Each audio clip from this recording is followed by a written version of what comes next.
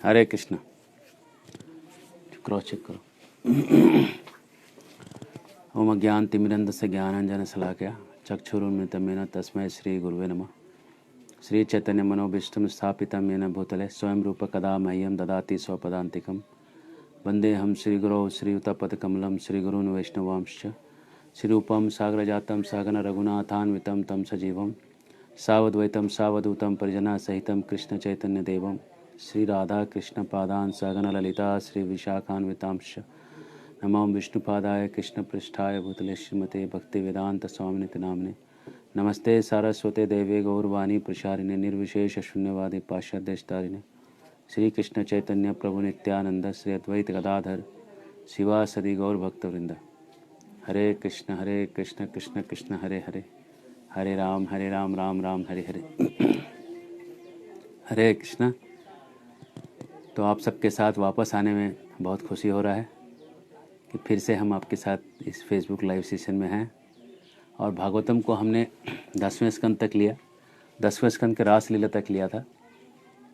और रासलीला के बाद जो आगे की लीलाएं हैं उसको हम थोड़ा स्किप करके हम थोड़ा उसके एंड वाले पार्ट पे आए, क्योंकि जो लीलाएं हैं हम उसको कभी बाद में अलग से लेंगे, लीलाओं को अलग से सेक्शन करके लेंगे, क्योंकि हम अभी जो संदर्भ जो ले रहे हैं भागवत के, वो संदर्भ में कुछ ज़्यादा महत्वपूर्ण उन्होंने सबसे टॉप में कौन है उसके लिए सर्च किया था। तो देखिए टॉप में कौन है वो तो बाद में देखेंगे, लेकिन टॉप में किन लोगों के बीच झगड़ा है वो क्लियर होना चाहिए।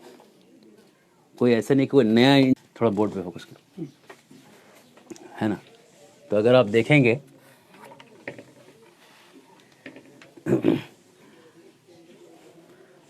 अगर आप अलग अलग धर्मों को देखेंगे, तो अगर आप क्रिश्चियनिटी को देखते हैं,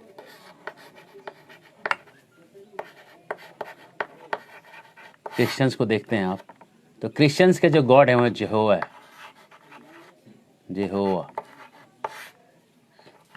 जो उनके बाइबल में लिखा हुआ है। और उनको ज़्यादा कुछ क्लियर नहीं कि यहोवा है कौन। बाइबल में जो लिखा है यहोवा के बारे में वो है, यहोवा एक गोल्डन पक्षी के ऊपर उड़ते हैं जिसका नाम चेरूब है। और चेरूब को अगर आप थोड़ा अभ्रंशित देखेंगे तो चेरूब गरुड़ से आया है।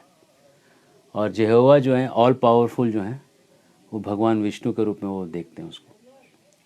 तो ये क्रिश्चियनिटी का जो भी गॉड है, उनके गॉड के बारे में चर्चा बहुत कम है वहाँ पे। ये है कौन, वो जो भी है वो उसके एक दो लाइन ज़्यादा नहीं उसमें चर्चा किया हुआ है।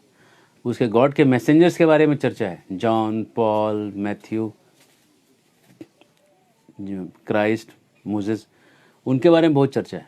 लेकिन एक चर्चा है कि कॉमन ये यहोवा को गॉड मानते हैं, चाहे ओल्ड टेस्टामेंट न्यू टेस्टामेंट, एक बात है। अब अगर आप मुस्लिम्स को देखोगे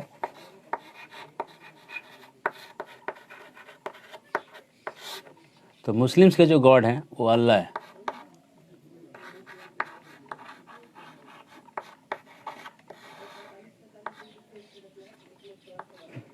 तो मैंने Krishna God of all religions करके 5 लेक्चर्स का सीरीज़ दिया हुआ है मेरे ट्रूथ फ्रॉम केशवानंद पेज पे। उस पर अगर आप सुने होंगे, अगर वो आपने उस सीरीज, तो आपको ये आज कुछ डाउट यहाँ नहीं आएगा। मैं आपको यहाँ पे वापस वो चीज़ नहीं बताने वाला हूँ।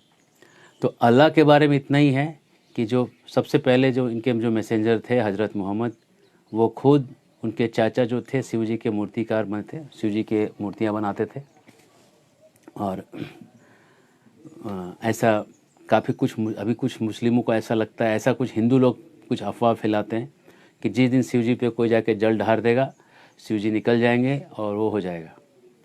कल मैं एक खान इंस्टीट्यूट से कुछ वो खान वो कह रहे थे कि जिस दिन वो कह रहे थे कि ऐसा क्यों हो जाएगा, शिव जी आ जाएंगे तो प्रलय हो जाएगा। ऐसी बात नहीं है कि शिव जी आ जाएंगे और प्रलय हो जाएगा। ये कहने की बात है कि अगर उसमें शिव जी नहीं है तो वो लोग उसको अलाउ क्यों नहीं करते अंदर जाने के लिए। काबा के बीच में शिवलिंग है, ये बात तो अंग्रेज कहते हैं जो वहाँ जाके देख के आए, ये मैं थोड़ी कह रहा हूँ। अंग्रेज लोग कहते हैं कि काबा के अंदर में शिवलिंग है, जिन्होंने 300 साल पहले 400 साल पहले जाके ऑब्जर्व किया। काबा के दीवारों पे भगवत गीता के श्लोक लिखे हैं। क्यों? क्योंकि हजरत के जो चाचा थे खुद शिव के भक्त थे। हजरत पूरा खानदान जो थे सेवाइट थे, शिव के भक्त थे बड़े बड़े बड़े। तो इसका मतलब है कि जो हजरत मोहम्मद थे अगर भविष्य पुराण जो ये जाकिर नाइक भी कोट करता है भविष्य पुराण को, अगर वो भविष्य पुराण मानते हैं तो भविष्य पुराण में लिखा है कि हज़रत मोहम्मद जो था वो मया दानव जो था वो असुर था, जो असुर जो है हज़रत मोहम्मद बन के आया था। तो अगर तुम मानते हो कि भविष्य पुराण सही है तो इसको भी मान लो कि हज़रत मोहम्मद जो थे वो मया दानव थे, एक दानव थे, और शिव जी के वो सर्वेंट थे, शिव जी के एक दास थे। तो जहाँ पे उसने मोहम्मद ने जहाँ पे वो चालू किया वहाँ शिव जी का उसने मंदिर बना के रखा अपना, और उसको बराबर वो परिक्रमा करने का सिस्टम बना हुआ है। तो इसका मतलब है कि जो अल्लाह जो कह रहे हैं वो किसी एक ताकत को कह रहे हैं। वो हजरत ने खुद कहा है कि वो एक अल्लाह काला रंग का व्यक्ति, और उसके बाद में अल्लाह के बारे में ज़्यादा आइडिया नहीं। पूरे कुरान को आप पढ़िएगा तो बोलेगा अल्लाह जो है बोलता है, अल्लाह सुनता है, अल्लाह देखता है। ये सब आपको 10-20 लाइन जो है मोटा मोटी घुमा घुमा के मिलेगा अल्लाह के बारे में। लेकिन अल्लाह के बारे में वो ठीक है देखता है, सुनता है, वो तो हम भी देखते हैं, सुनते हैं, वो तो हम भी देख लेते हैं, सुन लेते हैं। हमको तो आँख भी है, कहता है अल्लाह को आँख भी नहीं है ना।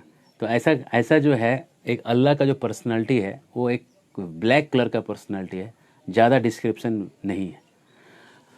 अब ये मुस्लिम्स और क्रिश्चियंस ऐसा मानते हैं कि उनके अल्लाह और यहोवा कोई एक ही व्यक्ति है। ये प्रायः मुस्लिम्स और प्रायः जो क्रिश्चियंस हैं उनके टॉप में जो व्यक्ति है वो एक है, वो दोनों भी मान लेते हैं। ठीक है, अब यहाँ से दोनों को अगर कॉमन ग्राउंड पे निकालते हैं, है ना, सिमेंटिक रिलीजन्स और नॉन सिमेंटिक रिलीजन्स कहते हैं। तो अब आ जाइए आप सनातन धर्म की शाखाओं के बीच में। सनातन धर्म क्या कहता है ना।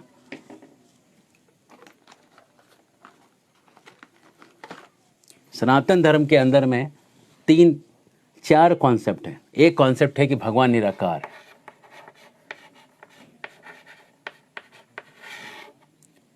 एक कॉन्सेप्ट है कि भगवान निराकार है, लेकिन आधे लोग इसको मानते हैं, आधे लोग नहीं मानते। लेकिन फैक्ट है कि भगवान निराकार भी है, भगवान साकार भी है। जैसे कि आपके घर में बैठे हैं और आप अगर एक फ़ोन कर देंगे अपने कंपनी में तो आपका जो जूनियर है वो आपका सारा काम कर देगा। तो आप काम जो हो रहा है वो आपके के कहने से हो रहा है, लेकिन वो आपका निराकार शक्ति है, लेकिन आप एक साकार व्यक्ति। वैसे भगवान का निराकार भी रूप है और साकार भी रूप है। जैसे कि दुनिया में बहुत जो मल्टीनेशनल कंपनी हर जगह होती है वो एक उसका निराकार रूप है, लेकिन उसका एक व्यक्ति है जो उसके पीछे खड़ा है ना। रतन टाटा जी पीछे खड़े हैं जो कि उसके एक साकार रूप है जिनकी कंपनी यहाँ भी है, लंदन में भी है, हर जगह है। तो निराकार रूप है और साकार रूप है। तो अब जो रूप है भारत सनातन में वो 3 लोगों को मानते हैं, ब्रह्मा विष्णु महेश। ब्रह्मा जी, महेश जी, देवों का देव महादेव, और विष्णु।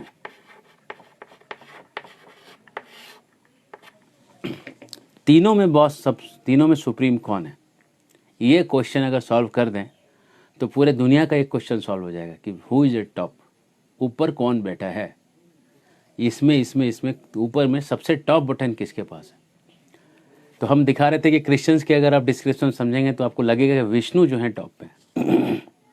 हज़रत मोहम्मद साहब का अगर आप पढ़ेंगे तो आपको लगेगा कि शिव जी भी हैं और विष्णु भी हैं, क्योंकि शिव जी को लोग ऐसे देखते हैं क्योंकि उन्होंने काबा में जो है शिवलिंग स्थापित किया है, और काबा में जो शिवलिंग है उसके बगल में जो पानी निकलता है उसका नाम है जमजम। जमजम को अगर हमने पहले बहुत बताया Krishna God of all religions में, जमजम का जो पानी है ये गंगम है। ये गंगाम को GAM, गंगाम जो अगर आप लिखेंगे तो उर्दू में और अरबी में जी नहीं बोल पाते लोग, ग नहीं बोल पाते, ज बोलते हैं। जज्बात, जुनून, मोटा जीभ मोटा है उनका। तो जी को अगर जेड कर देंगे और एन जो है आन ना नहीं बोल पाते वो लोग मोटा जीभ है, म बोलते हैं, है ना, मासूका, मोहब्बत, है ना। तो म ज़्यादा उच्चारण करते हो। तो जी को जेड कर दीजिए, एन को एम कर दीजिए, तो ये आपका गंगाम जो है वो जमजाम हो जाएगा। तो शिव जी के जहाँ भी शिव जी रहते हैं वहाँ गंगा जी रहती है। तो वो लोग बेसिकली शिव जी के पुजारी हैं। पुजारी डायरेक्ट नहीं है शिव जी की, जो शिव जी ने जो तरीका बताया वो तरीका तो नहीं उनका, वो मनगढ़ंत तरीका है, लेकिन फिर भी जहाँ शिव जी हैं वहाँ गंगा जी। ठीक है, दिख रहा है? हाँ? कमेंट नहीं आ रहा ना किसी का? हाँ।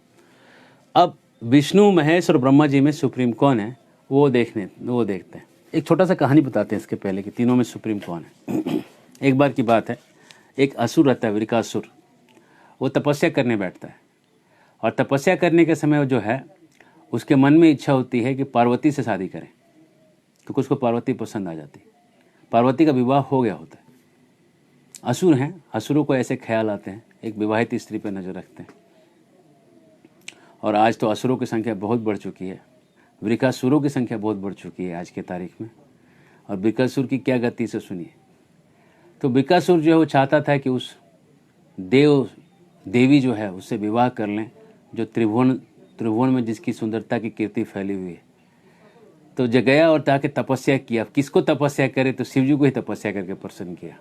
और उसने सोचा कि शिव जी को बताएंगे नहीं, और तपस्या लगा रहा।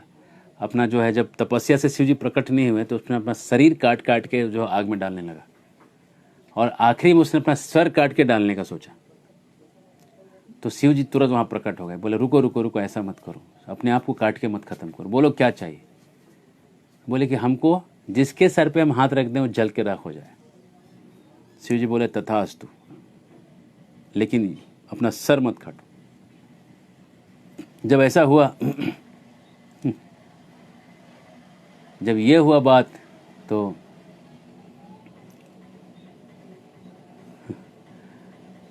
थोड़ा उसको बोलो 10 बंद करेगा आवाज़ बंद कर। जब वो वहाँ तपस्या करने के लिए बैठ गए, एक बैकग्राउंड साउंड आ रहा था इसलिए, तो शिव जी प्रकट होकर उसको रुकवाए। और शिव जी ने बोला ठीक है, ऐसा ही होगा। और जैसे वृकासुर को शक्ति मिल गया, उसने सबसे पहले शिव के सर पे हाथ रखना चाहा। शिव वहाँ से भागे, बोले गजब का चेला है, पुजारी गजब का है, पहले आशीर्वाद मांगता, हम ही को जलाने चला है। वहाँ से भागे निकले, अब भाग रहे हैं, और ये जो है असुर पीछे पीछे भाग रहा है। अब उस समय जब वो शिव भागने लगे तो विष्णु को याद किए। विष्णु वहाँ एक छोटे बच्चे के रूप में प्रकट हो गए, और विष्णु प्रकट होकर कहने लगे, अरे ये शरीर तो खा पी के मजा करने के लिए मिला है, मजा करने की जगह तुम भाग रहे हो।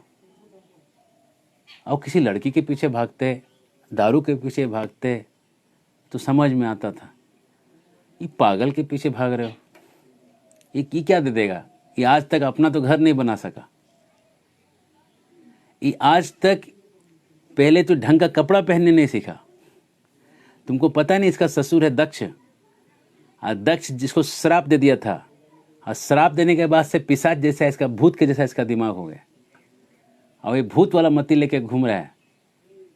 तो ये बात तो जग जाहिर था कि दक्ष ने श्राप दिया था शिव जी को, और उसको सुना भी था। वो बोला हाँ सुने तो हैं हम भी। अरे तो सुने तो तुमको पता होना चाहिए ना कि ये जो है पगला गया है, ये पागल हो चुका है, और सबको आशीर्वाद दे रहा है, कुछ लगता होता थोड़ी इसका आशीर्वाद। तुमको भी कुछ आशीर्वाद दिया क्या? तो बोला हाँ। क्या दिया तुमको? बोला जिसके सर में हाथ रखेंगे जल जाएगा। है तुम भी मान लिया जी, हैं? ये सब आशीर्वाद तुम मान लिया, तुमको कोई कुछ बोल देगा तुम मान लेगा? पहले एक काम करो, पहले इसको टेस्ट करो, खुद अपना सर पे हाथ लगाओ, इसके बाद जब इसको पकड़ के ऐसा इसको सबक सिखाओ कि आगे से ऐसा आशीर्वाद और किसी को ना दे। ये चीटिंग ना है, जब शक्ति नहीं तो कैसे बोल दे रहा है? तो बोला अरे ऐसा मेरे साथ धोखा किया, हम तो सर काटने वाले थे। बुड़बक, सर काट के डालने वाले थे। पहले सब पता होना चाहिए कि आगे पीछे बैकग्राउंड क्या है। ये वृकासुर को इतना भोला भाला बात में फंसाया, वृकासुर उसके बाद में आ गया और अपने सर पे हाथ रखा टेस्ट करने के लिए कि इसके साथ मैं शिव को मारूंगा। सर पे हाथ रखते हैं,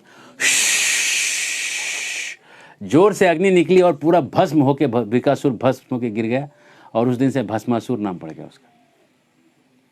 खत्म हो गया, स्टोरी ओवर।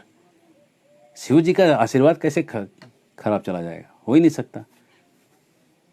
तो ये स्टोरी जब हुआ, शिव जी की जान बची, तो संतों के बीच में एक सवाल उठा।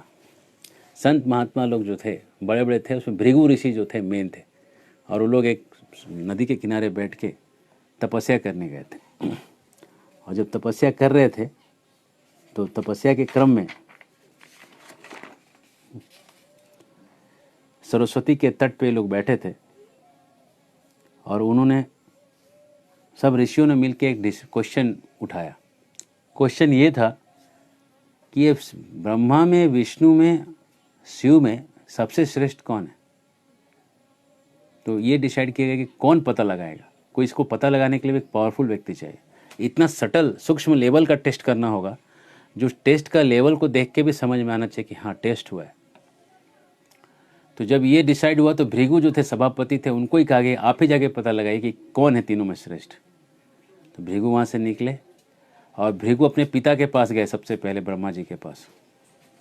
देखिए, पिता के पास जब आदमी जाता है तो एक संस्कृति है कि पिता को झुके प्रणाम करना होता है।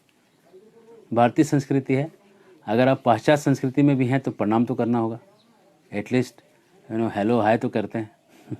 ऐसा थोड़ी कि घर जाके चुपचाप ऐसा खड़े हो जाते हैं, ऐसा भी नहीं होता। तो संस्कृति के अनुसार, भारतीय संस्कृति के अनुसार पैर छू के प्रणाम किया जाता है, या वैष्णव पद्धति से दंडवत प्रणाम करते हैं, साष्टांग प्रणाम करते हैं, विग्रहों को प्रणाम करना है तो। क्योंकि पैर छू के प्रणाम जो होता है उसमें आप व्यक्ति का जो है पूरा जो उसका जो सब कुछ ले लेते हैं, उसको अपना ही समझ लेते हैं। तो इसलिए दंडवत करने का प्रवचलन है कि सीधा दंडवत करिए। तो गए और जाके ब्रह्मा जी के लोग पहुंच गए, अपने पिता के यहाँ पहुंच गए। और ब्रह्मा जी इतने बड़े व्यक्ति और उनका पुत्र, इतना कुलीन पुत्र, भृगु जैसा शिष्य और पुत्र जो इतना सब कुछ शास्त्रों का मर्म जानने वाला, वो गए और जाके वहाँ प्रणाम ही नहीं करा। उसने सीधा गोड़ पैर छूना तो छोड़ दीजिए, ऐसे खड़ा था, ऐसा हाथ करके खड़े थे, टाइट होके देख रहे थे, जैसे कि वो ये इसका बेटा नहीं, उल्टा वही उनका बेटा है, ऐसा लग रहा था देख के। जब ऐसे खड़ा हो गया, बड़ा उनको खराब लगा ब्रह्मा जी को। ब्रह्मा जी श्राप देना चाहते थे,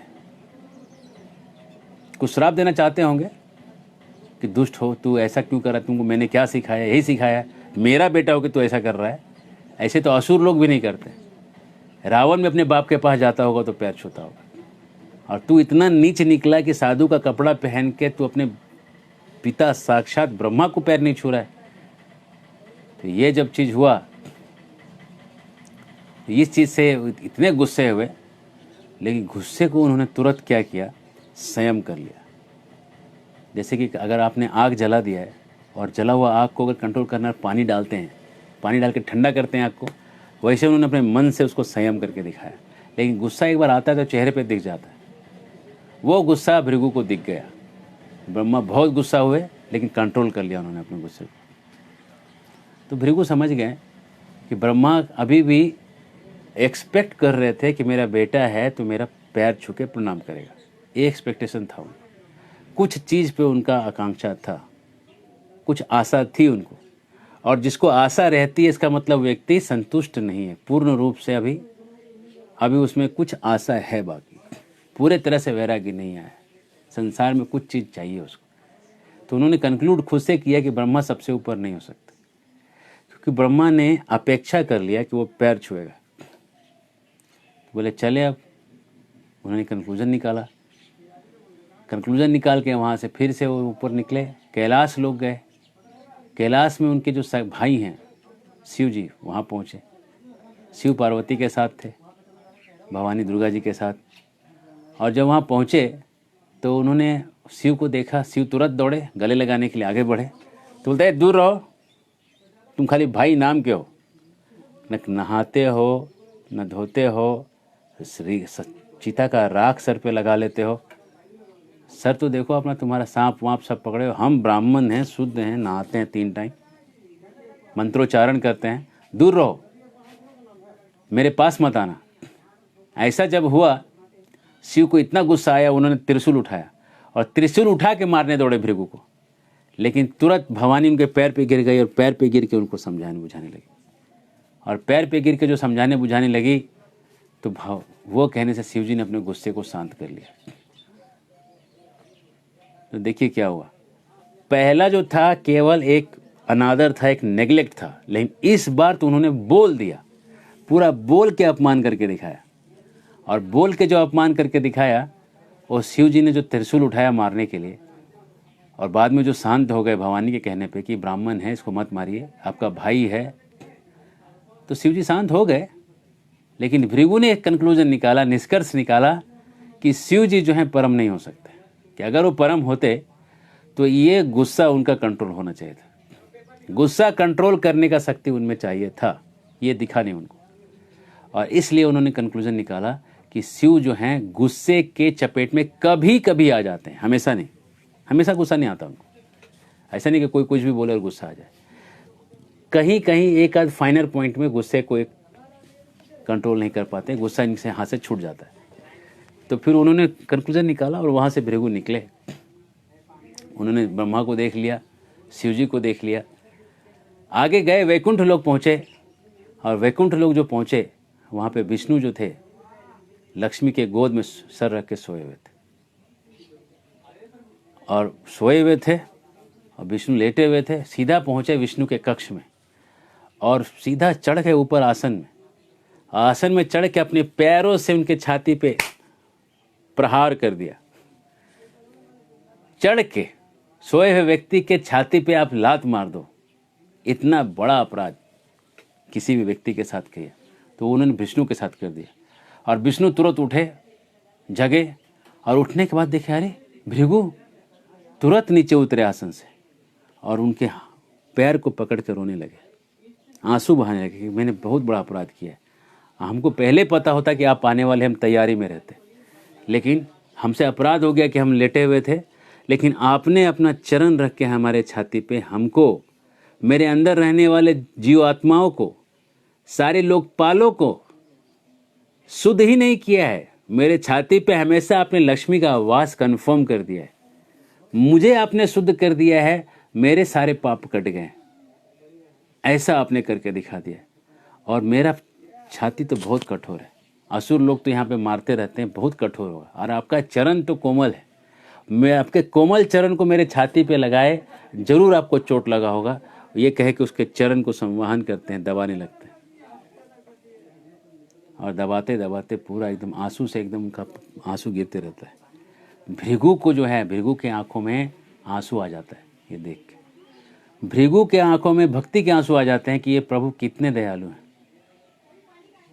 प्रभु का दिल कितना बड़ा है। श्रीमुख करें बड़ाई, कपि से उरिन हम नाही। भरत भाई कपि से उरिन हम नाही, कपि से उरिन हम नाही।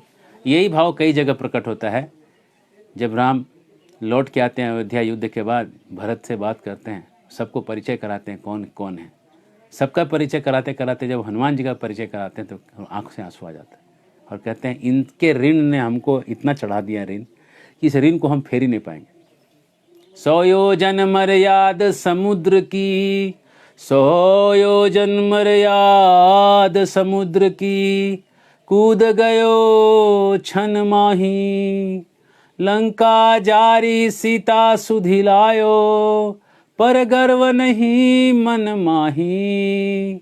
कपि से उरिन हम नाही, कपि से उरिन हम नाही, कपि से उरिन हम नाही। कपि से हम उरिन नहीं हो सकते भाव है। और यह भी भाव यहाँ है कि आपने जो अपना छाती पे रख दिया, लक्ष्मी का वास मेरे पास हमेशा हो गया। अब लक्ष्मी मुझे कभी नहीं छोड़ेगी, क्योंकि मैंने ब्राह्मणों के चरणों को अपने छाती पे लगा लिया। और भृगु जो हैं भक्ति भाव से विभोर हो जाते हैं, और प्रभु के इस संबंध को देख के एकदम पानी पानी हो जाते हैं, और वहाँ उनसे विदा लेते हैं, और विदा लेके वापस सरस्वती नदी के तट पे आते हैं जहाँ से वो निकले थे। आने के बाद सारा दृष्टांत कह सुनाते हैं। तो ये जो गुस्सा है, इस गुस्से पे कंट्रोल हमसे तो होता ही नहीं, लेकिन जो देवता हैं उनसे भी कभी कभी छूट जाता है। लेकिन जो गुस्से पे हमेशा के लिए कंट्रोल कर सकता है वो भगवान ऋषिकेश हैं। और ऋषिकेश जो भगवान है, जो इंद्रिय के स्वामी हैं, वो सारे गुस्सा पे अपने आप कंट्रोल बनाए रखते हैं। मन उनका कभी भी अस्थिर नहीं होता, चाहे कितना भी भड़काऊ उस जगह है, उनका जो मन है वो स्थिरता को छोड़ता नहीं। ये बहुत जानने की बात है। जैसे कहीं पे प्रोवोकिंग सिचुएशन होते हैं, ऐसी चीज़ें होती हैं जहाँ पे कि आदमी भड़क जाए, और भड़काऊ जगह में अगर न भड़के, और जहाँ भड़कना है वहाँ न भड़के, दोनों ही स्थिति में व्यक्ति को कायर समझा जाएगा। जहाँ पे भड़कना है, सीता को कोई हर ले गया तो वहाँ नहीं कह सकते कि यहाँ भी क्यों भड़के, ये भी प्रोवोकिंग सिचुएशन था तो शांत रहना चाहिए था। नहीं, वो कायर वाला सिचुएशन था, वहाँ पे वीरता दिखानी थी। लेकिन प्रोवोकिंग सिचुएशन था कि उनको राजा बनना था और राजा बनने की तैयारी हो गई थी और सब करने के लिए बस आखिरी का स्टेप था, सुबह का समय था, जाके बैठना था मंडप में और सिंहासन लेना था। सब कुछ होने के बाद सुबह के सुबह अनाउंस हो गया, कैकेयी ने बोल दिया कि मुझे 2 वर चाहिए, इनको जंगल भेज दो और भरत को राजा बना दो। देखिए, इसके बाद भी इनके चेहरे से प्रसन्नता नहीं गई। इसको कहते हैं प्रोवोकिंग सिचुएशन में आदमी संतुलित है। और ये संतुलन जो है ये भगवान होने का पहचान है। भगवान होने का ये पहचान, ये संतुलन है। अगर ये संतुलन खो बैठा तो भगवान होने का जो आप जो दावा जो भी कर रहे हैं वो दावा सिद्ध नहीं हो सकता, है ना। एक बार एक व्यक्ति जो है गाना गा रहे थे, ऐसी लागी लगन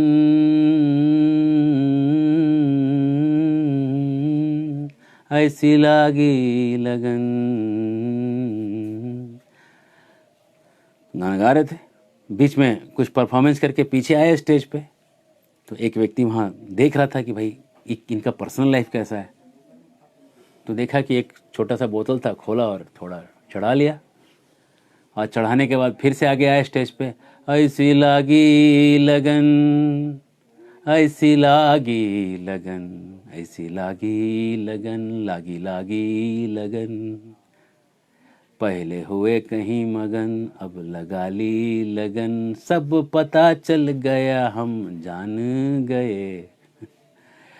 व्यक्ति जो है अपने कमजोरियों में फंसा रहता है और कमजोरियों से निकलने का रास्ता वही दिखा सकता है जिसका मन सबसे प्रोवोकिंग सिचुएशन में संतुलित है। ऐसे शिव जी कोई साधारण व्यक्ति नहीं है। शिव जी जो हैं कुमार संभव अगर आप पढ़ेंगे कालिदास का, या अगर आप शास्त्र से डायरेक्ट पढ़ेंगे तो आपको पता चलेगा कि वहाँ पे साक्षात कामदेव आके शिव जी को एजिटेट कर रहे थे, शिव जी को उत्तेजित करने का प्रयास कर रहे थे। और शिव जी ने अपनी आंख खोल के कामदेव को जला दिया। शिव जी काम के वश में तो नहीं आए, लेकिन क्रोध आ गया उनको देख के। काम ने उनको नहीं पकड़ा, भवानी उनको उत्तेजित नहीं कर पाई, लेकिन कामदेव को देख के उनको गुस्सा आ गया, उसको जला दिया। ये तो शास्त्र में लिखा है, जल गया कामदेव, उसको शरीर ही जल गया, राख तक नहीं गिरा नीचे, है ना। लेकिन जब विष्णु जब नर नारायण के रूप में तपस्या कर रहे थे बद्रिका आश्रम में, तो भेजा था। और जब अप्सराएं आके वहां पे नृत्य कर रही थी, है ना, तो नृत्य करते अप्सराओं को देख के नर नारायण हंसे थे। और हंसने के बाद नर नारायण ने अपने शरीर से उनसे भी सुंदर अप्सराओं को जन्म दे दिया। उर्वशी, मेनका, रंभा, ये बहुत विशेष कैटेगरी के अप्सराओं को उन्होंने जन्म दिया। और इंद्र को बोला इनको लेके चले जाओ। इंद्र तो बाकी जो अप्सराएं थी शर्मा गई उन नई अप्सराओं को देख के, इनकी सुंदरता को देख के इनको खुद ही खराब लग रहा था कि हम क्यों आके यहाँ पे सब किए। तो इसको बोलते हैं मन का संतुलन। मन का संतुलन इसको कहते हैं कि जहाँ पे प्रोवोकिंग सिचुएशन हो, उस सिचुएशन में अगर आदमी प्रोवोक नहीं हो रहा है, एजिटेट नहीं हो रहा है, तो इसका मतलब है कि उसका मन पूरा कंट्रोल में है, फुल्ली कंट्रोल है। उसका मन में कोई संतुलन खत्म नहीं होता। और हम अभी जस्ट रासलीला बताए थे अपने लास्ट इसमें। रासलीला जब कृष्ण कर रहे थे, हमने बहुत सारी चीज़ें आपको बताई वहाँ पे। ये चीज़ अभी जो बता रहे वहाँ नहीं बताई। Krishna lusty एक्यूजेज Krishna of being lusty. जो व्यक्ति खुद ही कामी होता है कृष्ण को कामी कहता है। तो अगर तो उसमें जो चीज़ हमने नहीं बताई वो आज बता रहे हैं। कृष्ण जो थे रात के 12 बजे रासलीला कर रहे थे, नाच रहे थे, गोपियों के साथ नाच रहे थे। और नाचते नाचते उनको लगा कि इन गोपियों को अहंकार हो गया है कि मैं इनके साथ नाच रहा हूं। बस उन्होंने उनको छोड़ दिया और छोड़ के निकल गए। अब सोचिए, ये स्थिति को आप कहीं और देख लीजिए। एक सामान्य मनुष्य तो खैर कर ही नहीं सकता। नाच रहा है किसी लड़की के साथ और उसको ये सेंस ही नहीं होगा कि इसको अहंकार हो गया। पहला तो सेंस नहीं होगा, दूसरा अगर हो भी गया तो उसको छोड़ेगा नहीं। लेकिन कृष्ण जो थे वो अहंकार को देखते ही छोड़ गया। थोड़ा सा आसक्ति नहीं था किसी गोपी से उनको, अगर आसक्ति होता तो राज करते करते छोड़ के नहीं निकल जाते। ये कोई करके दिखा दे, है ना, जिसके पास शक्ति हो कि वो हजारों जगह एक साथ खड़े होकर नाच सकता है। समझ लो कि किसी में ऐसी शक्ति हो, जरा मानिए 1 मिनट के लिए। वो व्यक्ति जो 16,000 स्त्रियों के साथ नाच रहा हो और सब के सब ब्रह्मांड की सबसे सुंदर स्त्रियां हैं, उनके साथ जो नाच रहा है, वो व्यक्ति अगर तुरंत छोड़ के चला जाए, इसका मतलब उसको नाचने में कोई इंटरेस्ट नहीं था, वो उनको खुश कर रहा था बस। और उसने जैसे देखा कि ये अपनी खुशी के लिए अब नाचने लगी हैं, उसने छोड़ दिया और छोड़ के निकल गया। इसको बोलते हैं वैराग्य। कि जब अर्जुन का रथ चलाना था तो ये नहीं देखा कि अर्जुन के रथ चलाने में बड़ा नीचे का काम है। रथ चलाना बड़ा नीचे का काम है। कैसे? लात खाना पड़ता है ना। अगर लड़ाई के मैदान में दाएं बाएं जाना है तो कोई बोलेगा थोड़ी, हो आवाज़ लोहे के लोहे टकरा रहे हैं तो लात मार के वहाँ पे दिखाना पड़ता है।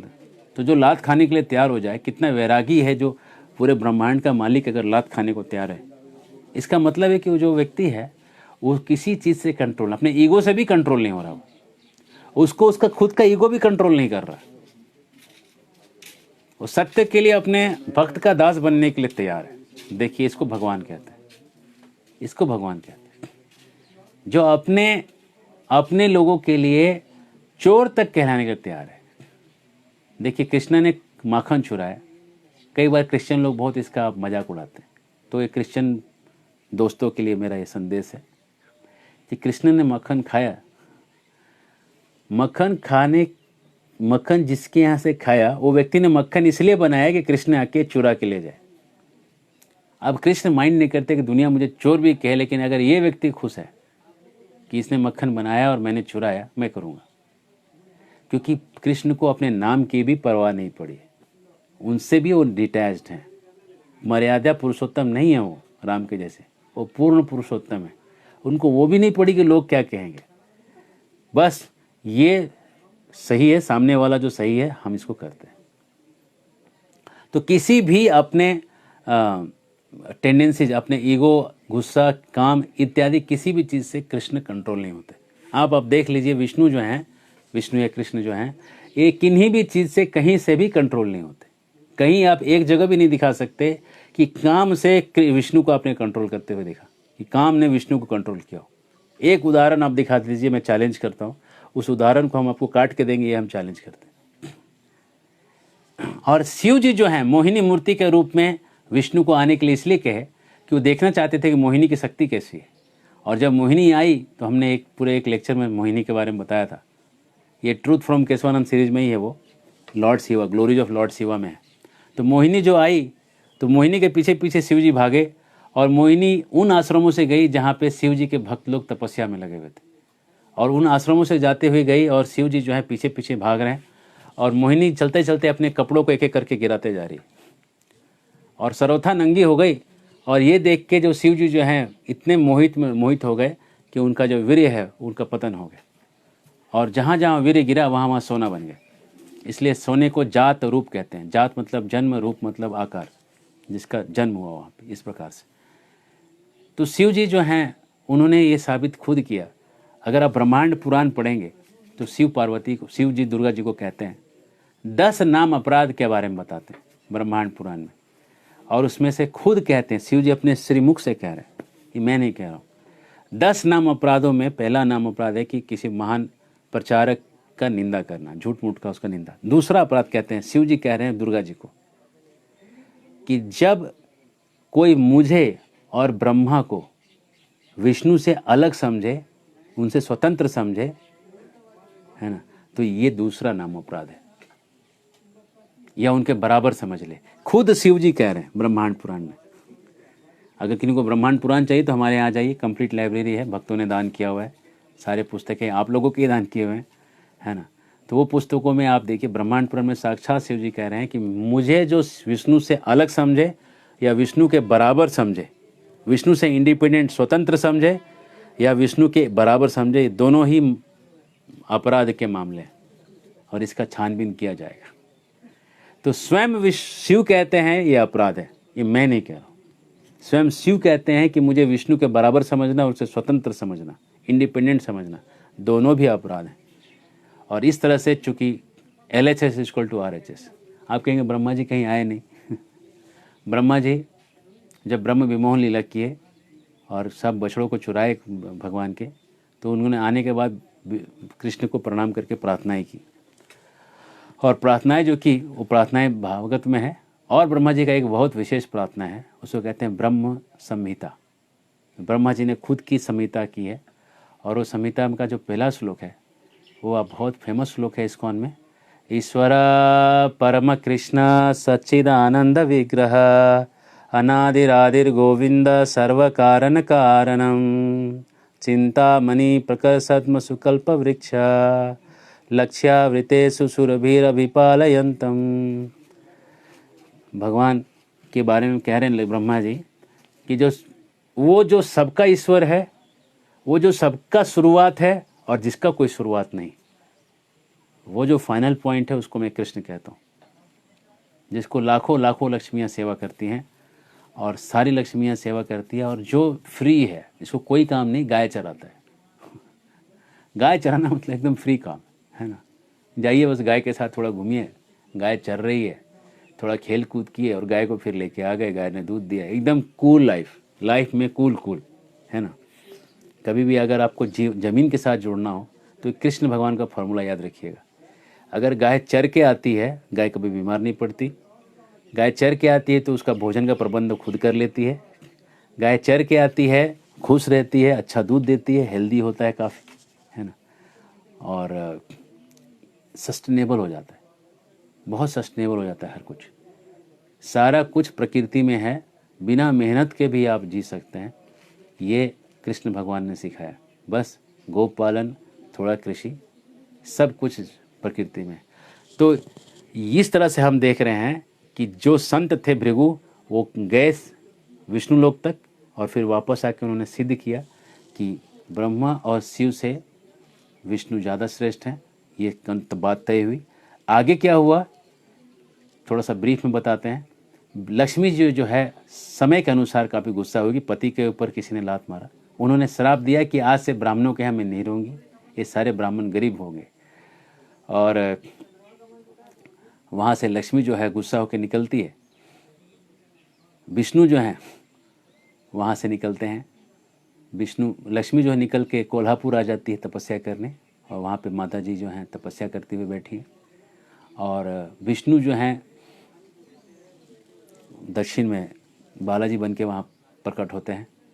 और ये जो पद्मावती है वो कोल्हापुर की देवी है, जो पद्मावती बन के वहाँ प्रकट होती है और बालाजी से विवाह करती है ना। विष्णु भगवान इधर आते हैं और इस तरह से फिर से विष्णु और लक्ष्मी जो है उनका मिलन होता है, बालाजी श्रीनिवास और पद्मावती के रूप में। और बालाजी की कथा तो आप जानते होंगे, शायद जानते ही होंगे, भारत में है तो उनका विवाह हुआ और उनके यहाँ हर लोग जाके अपना अपना चढ़ावा चढ़ाते हैं।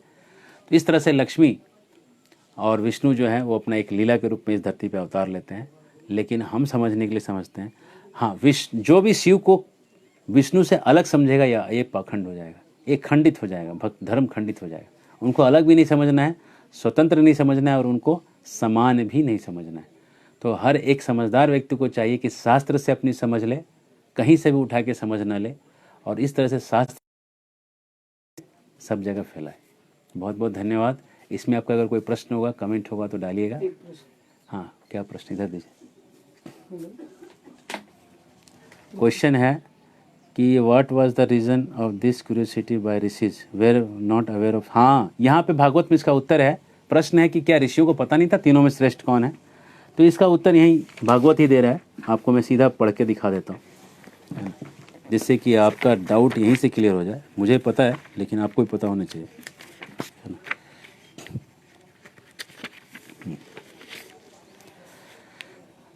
श्री सुकुवाच एवं सारस्वता विप्रा नृणाम संशय अनुत्तमे पुरुषस्य पदाम भोज सेवया तद्गतिम गता। सरस्वती नदी के किनारे जो ऋषि लोग थे, उन्होंने अपने लिए नहीं, सामान्य मनुष्यों के संशय को मिटाने के लिए ऐसी युक्ति रची, जिससे कि भगवान पुरुषोत्तम के चरण कमलों की सेवा का उनको एक मौका मिले। उनके ऋषि लोग सेवा कैसे करेंगे भगवान का, इस तरह का संशय क्रिएट करके उसका डाउट क्लैरिफिकेशन करके लोगों का डाउट क्लियर करना, इस तरह का ऋषियों की सेवा ऐसी होती है। और जो भी ये कथा सुनेगा, हाँ, उसको जन्म मृत्यु रूपी संसार के भय को ये मिटा देगा ये कथा।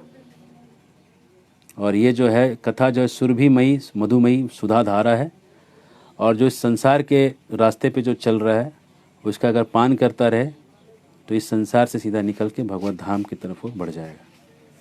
इस तरह से ये कथा जो है इसका फलश्रुति बड़ा सुंदर है। हरे कृष्ण। और कोई प्रश्न होगा तो कमेंट में डालिएगा, हम आपको बाद में उत्तर करके देंगे।